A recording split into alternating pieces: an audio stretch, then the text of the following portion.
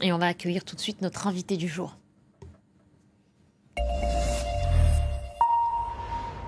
C'est vous, Michel Vénétier. Vous êtes ingénieur forestier et chercheur à l'Institut national de recherche en sciences et technologies pour l'environnement et l'agriculture. Voilà pour votre présentation détaillée. Bonjour à vous et merci d'avoir Bonjour. accepté l'invitation de France 24.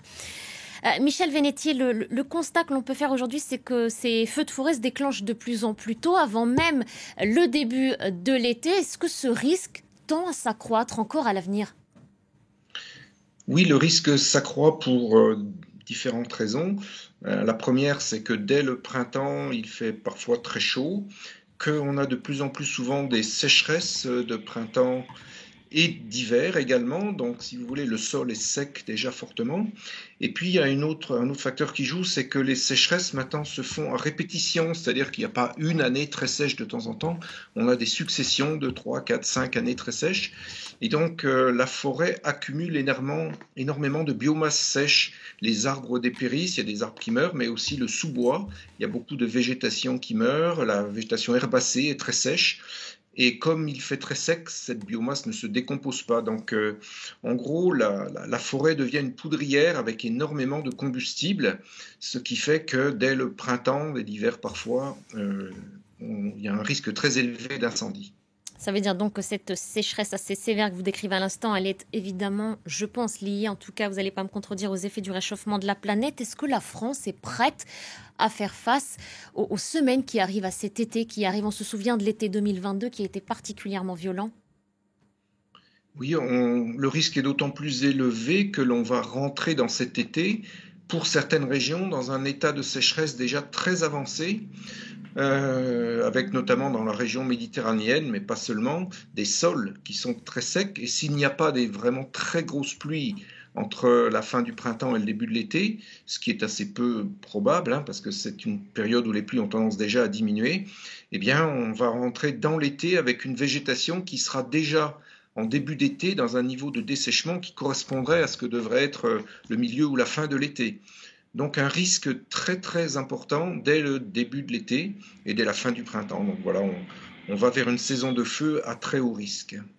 Michel Vénétier, le ministre de l'Intérieur, notamment accompagné d'autres ministres, a annoncé hier le dispositif 2023 pour éviter à tout prix de reproduire ce qui s'est passé l'été dernier dont je parlais à l'instant. Des moyens terrestres aériens ont été renforcés. Je vais vous citer quelques chiffres, hein, on en reparle juste après, mais par exemple, 47 avions et hélicoptères seront déployés pour cette année 2023 contre 38 l'année dernière, 500 sapeurs-pompiers supplémentaires, une enveloppe de 36 millions d'euros pour le Sud-Ouest. Voilà juste quelques éléments de ce dispositif. Est-ce qu'il est, selon vous, suffisant pour faire face ? Disons que l'intérêt, c'est que il faut, dans des conditions de sécheresse très intenses, il faut stopper le feu dès son départ. Et c'est là que le nombre de véhicules, d'avions, d'hélicoptères en intervention peuvent se révéler utiles. Mais le problème, c'est que là, on va avoir affaire à une sécheresse qui touche de très nombreuses régions françaises et donc les moyens ne pourront pas être déployés de façon importante sur l'ensemble des régions impactées par la sécheresse qui existe déjà.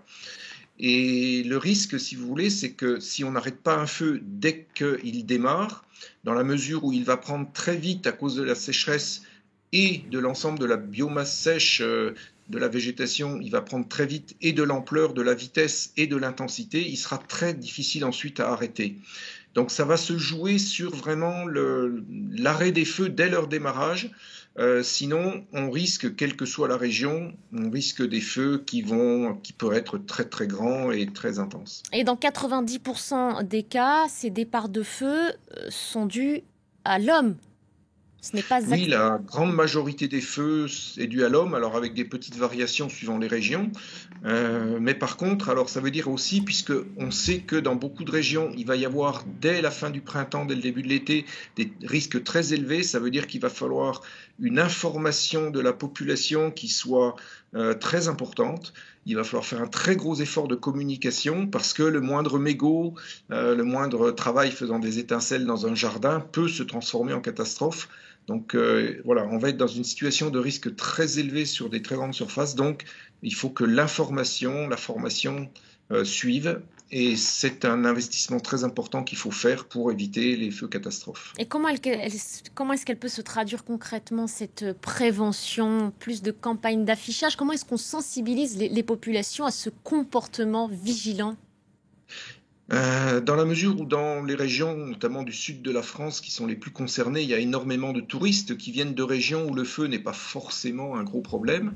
Oui, il faut des campagnes d'affichage, il faut que les consignes pour limiter le risque d'incendie soient affichées dans tous les lieux publics, dans tous les hôtels, dans tous les campings. Il faut que les gens qui arrivent ou qui s'installent soient informés du risque, à la fois pour éviter de mettre le feu, mais aussi pour éviter de se trouver pris par le feu, donc avec des consignes sur l'évacuation, sur la façon de se calfeutrer si un feu se produit, etc. On ne fait jamais assez d'informations sur la population. Il va falloir beaucoup investir dans ce domaine de la communication. Et quant à l'entretien des forêts, Michel Venotier, est-ce que là aussi c'est une piste à exploiter? Est-ce que par exemple il faut repenser le reboisement de nos forêts? Alors, le reboisement, moi, je ne parlerai pas de reboisement parce que, en fait, ce qui serait très important, c'est de modifier, d'améliorer la façon dont on gère les forêts.